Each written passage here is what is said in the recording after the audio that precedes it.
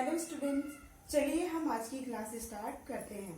तो इसके पहले वाले वीडियो में आप लोग को मैंने उष्मा और ताप चैप्टर पढ़ाया था, इसलिए क्योंकि आप लोग को जो बोर्ड का असाइनमेंट मिला था तो उसी से रिलेटेड क्वेश्चन मिले थे असाइनमेंट में, इसलिए मैंने जो ये चैप्टर है उसका एक वीडियो भेजने के बाद उष्मा और ताप चैप्टर का वीडियो भेजा था। तो चलिए जो बचा हुआ टॉपिक है तो हम उसको देखते हैं। तो आज का जो हमारा टॉपिक है वो क्या है आपका अवतल दर्पण द्वारा प्रतिबिंब रचना के नियम। ठीक है, तो इसके 6 नियम है। तो सबसे पहले देखते हैं कि पहला नियम क्या है, जब वस्तु अनंत पर हो। ये किसके लिए है, अवतल दर्पण द्वारा प्रतिबिंब रचना के नियम। तो इसमें से आपका पहला नियम है जब वस्तु अनंत पर हो। तो हम देखेंगे कि मान लो जाए कोई वस्तु है जो अनंत पर हो, यानी जो हमें दिखाई नहीं दे रही हो, यानी बहुत दूर पे हो, वो हमें स्पष्ट रूप से दिखाई नहीं दे रही हो, तो वो क्या है अनंत पर हो। तो यहाँ पर से मान लो जाए कोई वस्तु है जो अनंत दूरी पर रखा है, तो उस वस्तु से जो प्रकाश किरण चल रही है, यहाँ से ये प्रकाश किरण चल रही है, आपतित हो रही है, तो वो क्या हो रही है फोकस दूरी से क्या हो रही है होकर गुजर रही है। फिर वो किसके अक्ष के समानांतर, मुख्य अक्ष के समानांतर जा रही है। जो किरण है परावर्तित होकर यहाँ वस्तु से चलकर आ रही किरणें आपतित होकर ये दर्पण से परावर्तित होकर क्या हो रही है, ये मुख्य अक्ष के समानांतर वो क्या हो रही है परावर्तित हो रही है। दूसरी किरण क्या हो रही है, वो आपके वक्रता केंद्र से होकर जाती है और उसी दिशा में क्या हो जाती है, ये वक्रता केंद्र से होकर जा रही है रेखा, और दर्पण पर परावर्तित होने के पश्चात क्या है उसी दिशा में वापस लौट जाती है। तो यहाँ पर जब वस्तु अनंत दूरी पर होता है तो वस्तु का जो प्रतिबिंब है वो कैसा बनता है, आकार में देखेंगे तो ये वस्तु का प्रतिबिंब छोटा, वास्तविक और क्या बनता है उल्टा बनता है। ये आपको दिख रहा है यहाँ पर कोई वस्तु, तो ये क्या होता है आपका उल्टा बनता है। तो एक बार और देख लीजिए कि जब वस्तु अनंत पर हो तो क्या होता है, मान लो अनंत दूरी पर वस्तु है तो उस वस्तु से चलकर प्रकाश किरण किस पे हो रही है, एफ, यानी ये फोकस दूरी से होकर क्या कर रही है जा रही है ये किरण। तो ये दर्पण पर परावर्तित होने के पश्चात क्या है मुख्य अक्ष के समानांतर जो किरण है वो चली जाती है। दूसरी जो किरण है वो क्या है आपका वक्रता केंद्र से होकर दर्पण पर पड़ती है, उसके बाद वो उसी दिशा में वापस लौट जाती है। तो यहाँ पर जब वस्तु अनंत पर हो तो उसका जो प्रतिबिंब है वो क्या बनता है, उल्टा, वास्तविक और छोटा बनता है। और ये कहाँ पर बनता है, जहाँ पर फोकस दूरी और वक्रता केंद्र के जो इस बिंदु कट रहे हैं यहाँ पर क्या हो रहा है वहीं पर बन रहे हैं। दूसरा जो नियम है वो क्या है, जब वस्तु अनंत एवं वक्रता केंद्र के मध्य हो। जब वस्तु यानी अनंत पर और ये वक्रता केंद्र के मध्य हो। तो यहाँ पर मान लो जाए ये आपका दिखाया गया वो क्या है वस्तु है जिसका नाम क्या है ए और बी। तो जब कोई प्रकाश किरण चलती है तो मुख्य अक्ष के समानांतर चल रही है, तो यहाँ से इस तरीके से प्रकाश किरण चल रही है और परावर्तित हो रही है, मतलब यहाँ वस्तु बी से यानी कि यहाँ से प्रकाश किरण चल रही है और क्या है दर्पण पर पड़ने के बाद वो परावर्तित होकर क्या हो रही है आपका बिंदु बी डैश पर मिल रही है। मतलब आप देख रहे हो यहाँ से ये किरण क्या हो रही है, यहाँ से चल रही है, उसके बाद जाने के बाद दर्पण से टकराकर परावर्तित होकर वो बिंदु बी डैश पर मिल रही है। एक दूसरी किरण बी बिंदु पर ही क्या होता है, वस्तु बी से ही क्या किरण वक्रता केंद्र से होकर जाती है। तो यहाँ पर जो प्रतिबिंब बनता है वो किसके, फोकस और वक्रता केंद्र के बीच में बनता है। जो वस्तु का जो प्रतिबिंब है वो किसके किसके बीच में बन रहा है, फोकस बिंदु और वक्रता केंद्र के बीच में।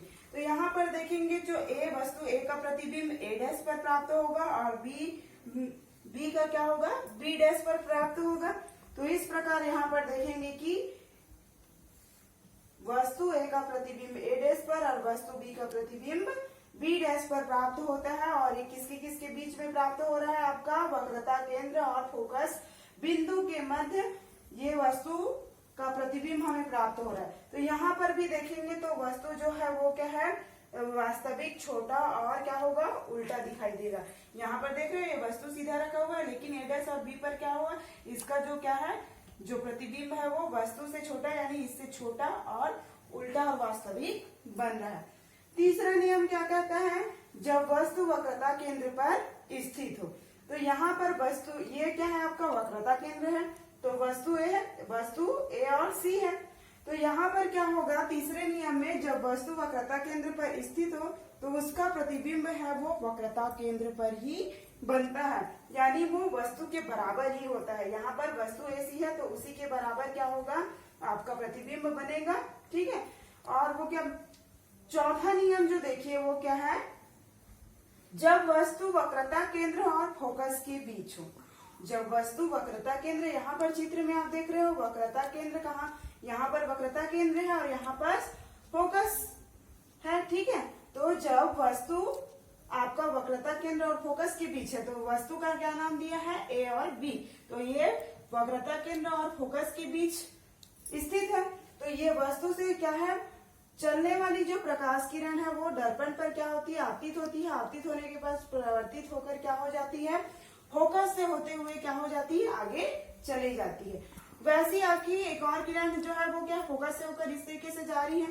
तो यहाँ पर देखेंगे कि वस्तु जब वक्रता केंद्र और फोकस के बीच स्थित होता है तो उसका जो क्या होता है, प्रतिबिंब होता है, वो क्या होता है, अनंत के मध्य पर प्राप्त होता है। तो देख रहे हो कि इसका जो प्रतिबिंब है, ए और बी का जो वस्तु है उसका प्रतिबिंब ए डैश और बी डैश पर प्राप्त हो रहा है, यानी वस्तु के अनंत मध्य पर प्राप्त होता है, यानी बहुत दूरी में प्राप्त होता है। और इसका जो प्रतिबिंब है वो क्या होता है, बड़ा प्राप्त होता है। देख रहे हो यहाँ पर जो वस्तु का प्रतिबिंब है वो छोटा है, लेकिन यहाँ पर अनंत के मध्य प्राप्त हो रहा है, तो ये क्या हो रहा है, बड़ा प्राप्त हो रहा है। और ये क्या होगा, उल्टा और वास्तविक प्राप्त होगा। तो इस प्रकार से ये 4 नियम है। 5वां नियम चलिए देखते हैं। चौथा नियम को एक बार और देखिए, क्या है, जब वस्तु वक्रता केंद्र और फोकस के बीच स्थित हो। तो वस्तु ए बी जो है वो क्या है, वक्रता केंद्र और फोकस के मध्य में स्थित है। तो इसका जो प्रतिबिंब है वो क्या होगा, आपका वक्रता केंद्र के अनंत के मध्य पर बनेगा। ठीक है, यानी ये वस्तु ए और बी का प्रतिबिंब ए डैश और बी डैश पर प्राप्त होगा, यानी वक्रता केंद्र के अनंत के मध्य में प्राप्त होगा, जो कि वास्तविक उल्टा और बड़ा होगा। इसका इसका जो प्रतिबिंब बनेगा वो क्या होगा, ये वस्तु से बड़ा, उल्टा और वास्तविक होगा। चलिए हम 5वें नियम की तरफ चलते हैं। चलिए जो हमारा 5वां नियम है वो देखते हैं, जब वस्तु फोकस पर हो। 5वां नियम क्या है, जब वस्तु फोकस पर हो। तो यहाँ पर देख रहे हो जो वस्तु है हमारा ए बी, वो कहाँ पर स्थित है, फोकस पर स्थित है। यहाँ पर ये देखिए, तो यहाँ पर देखोगे कि ए से चलने वाली प्रकाश किरण दर्पण पर क्या होती है, आपतित होती है, फिर परावर्तित होकर कहाँ पर, फोकस से होकर गुजर रही है। ये यहाँ से ए से चलने वाली किरण आपतित हो रही है और आपतित होने के बाद ये कहाँ परावर्तित होकर, यानी दर्पण में आपतित हो रही है, उसके बाद परावर्तित होकर कहाँ, फोकस से होकर गुजर रही है।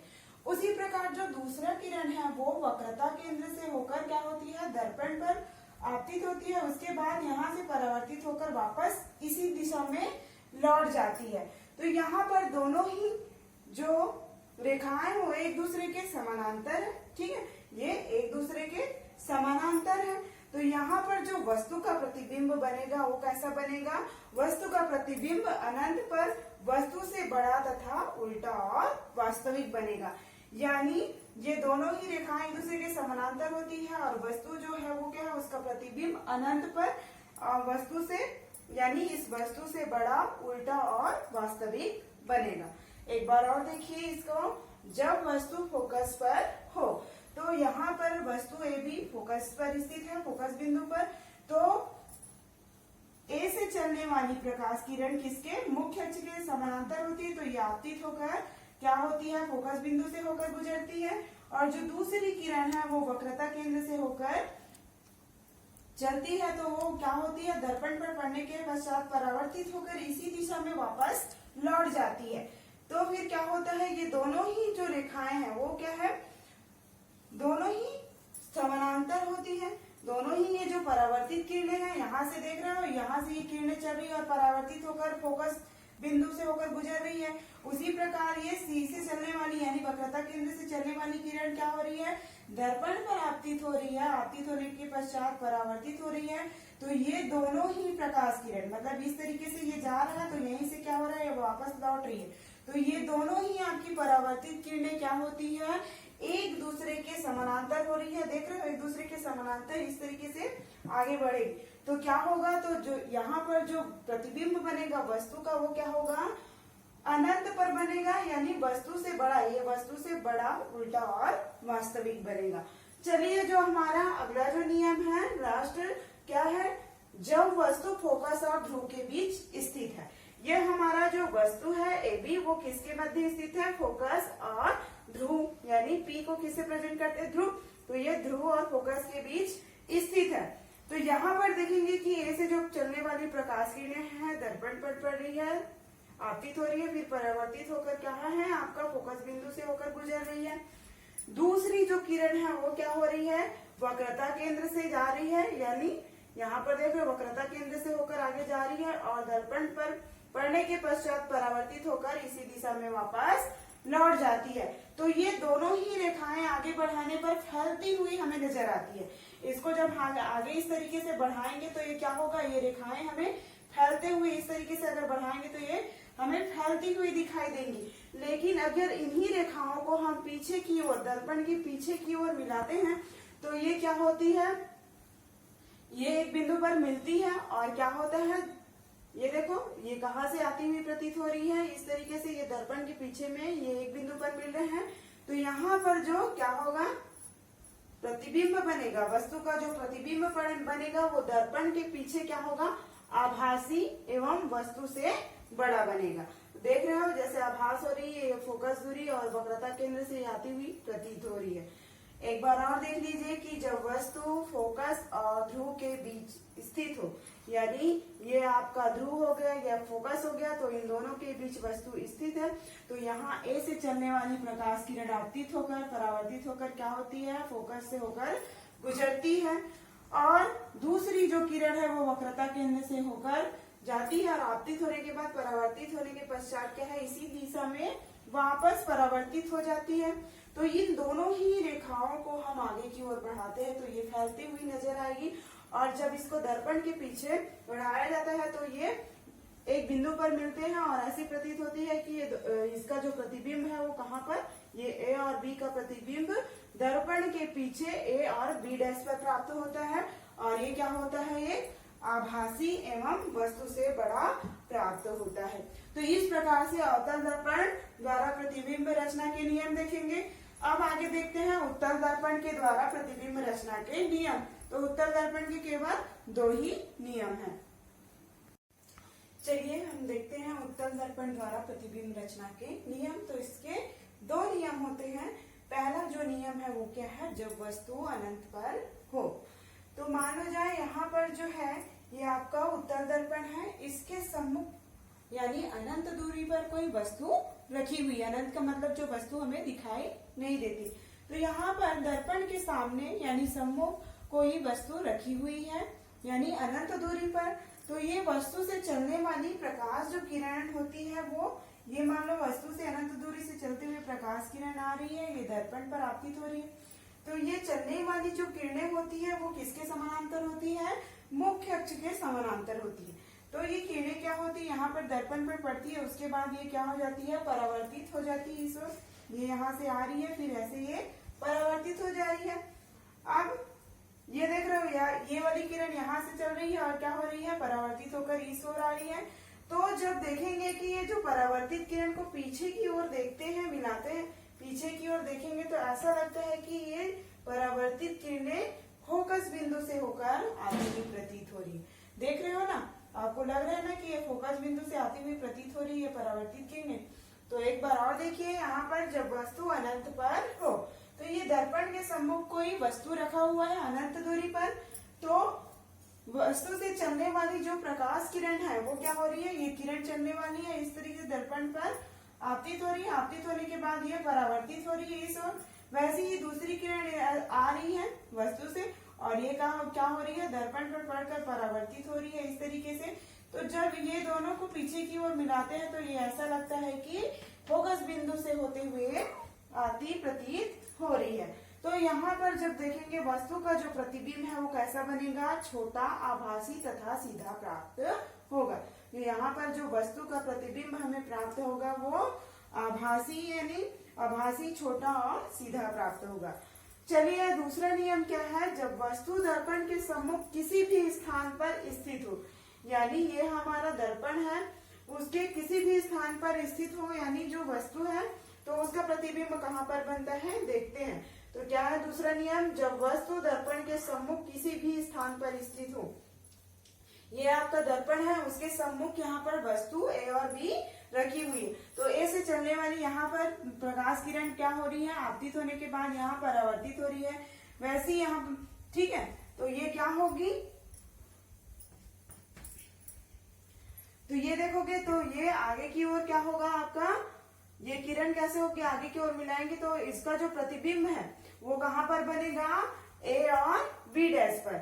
यानी ये जब वस्तु दर्पण के सम्मुख, ये हमारा दर्पण है, उसके सम्मुख ये वस्तु रखा हुआ है, तो ये वस्तु का जो प्रतिबिंब है वो कहाँ पर प्राप्त हो रहा है, ए और बी डैश पर प्राप्त हो रहा है। यानी पूरा ये वस्तु का जो प्रतिबिंब है ये ए और बी डैश पर, और ये इसका जो प्रतिबिंब होगा वो कैसा होगा, छोटा, आभासी और दर्पण के ध्रुव पर, यानी इस ध्रुव पर प्राप्त होगा। दर्पण के फोकस यानी एफ पर और ध्रुव के बीच प्राप्त होगा। एक बार और देखिए, जब वस्तु दर्पण के सम्मुख किसी भी स्थान पर स्थित हो तो क्या होगा, ये हमारा दर्पण है, उसके सामने वस्तु ए बी रखी हुई है, तो इसका यहाँ से जो प्रकाश किरण चल रही है ये परावर्तित हो रही है इस तरीके से। तो यहाँ पर देखेंगे कि वस्तु ए और बी का प्रतिबिंब फोकस और ध्रुव के बीच यानी ए डैश और बी डैश प्रतिबिंब पर बन रहा है। तो यहाँ पर जो प्रतिबिंब बनेगा वो कैसा होगा, वस्तु से छोटा, ये देखो ये मेन वस्तु है तो इसका जो प्रतिबिंब है वो छोटा बन रहा है और कैसा होगा, आभासी होगा, ठीक है। और किसके किसके बीच बन रहा है, ध्रुव और फोकस के बीच बन रहा है। तो इस प्रकार से उत्तल दर्पण के रचना के नियम हो गए। अब हम अवतल और उत्तल दर्पण के उपयोग के बारे में पढ़ते हैं। तो अवतल दर्पण का उपयोग जनरली आप लोग देखे होंगे, जब कभी डॉक्टर लोग भी करते हैं, जैसे आंख, कान, नाक, गला विभाग के डॉक्टर लोग क्या करते हैं, इस अवतल दर्पण का उपयोग करते हैं। इसके अलावा दाढ़ी बनाने के लिए भी अवतल दर्पण का उपयोग किया जाता है। और देखोगे कि आपका अवतल दर्पण का उपयोग सर्च लाइट और क्या है आपका हेडलाइट, यानी गाड़ियों की हेडलाइट में भी अवतल दर्पण का उपयोग किया जाता है। उसमें क्या होता है, बल्ब जो होता है वो किसके, अवतल दर्पण के, जो उसमें बल्ब होता है वो क्या होता है, अवतल दर्पण के फोकस पर लगा होता है, जिसके कारण उसमें प्रकाश क्या होती है, फैलते हुए नजर आती है और दूर तक क्या होती है, वो रोशनी हमें दिखाई देती है। अब आते हैं कि उत्तल दर्पण का उपयोग। तो उत्तल दर्पण का उपयोग आप लोग देखे होंगे कि जैसे चौक चौराहे पर क्या होती है, या रोड के किनारे पर जो लाइटें लगी रहती है उनपे परावर्तक सतह के रूप में किया जाता है, यानी वो उत्तल दर्पण का उपयोग करते हैं, जिससे क्या है हमारा प्रकाश बहुत अधिक फैला हुआ दिखाई देता है और बहुत दूर तक रोशनी पड़ता है। और क्या होगा, इसका पहला उपयोग तो हो गया। दूसरा उपयोग हो गया उत्तल दर्पण का उपयोग क्या है, गाड़ियों में देखे होंगे, बाइक में देखे होंगे, ट्रक, मोटर, कार, सबके देखे होंगे, जहाँ ड्राइवर ड्राइविंग करता है उसी के बगल में क्या लगा रहता है, आपका मिरर यानी दर्पण लगा होता है। वो क्यों लगा होता है, क्योंकि जब क्या होता है वो उसको ड्राइवर को आसानी से, मतलब पीछे गाड़ी आ रही है कि नहीं, वो मतलब उसको देखने की मतलब सुविधा होती है, यानी वो आसानी से देख सकता है और अच्छे से ड्राइव कर सकते हैं। तो दूसरा उपयोग क्या होगा उत्तल दर्पण का, कि मोटर, गाड़ी और कार में क्या होता है, उसके साइड मिरर के रूप में भी उत्तल दर्पण का उपयोग किया जाता है।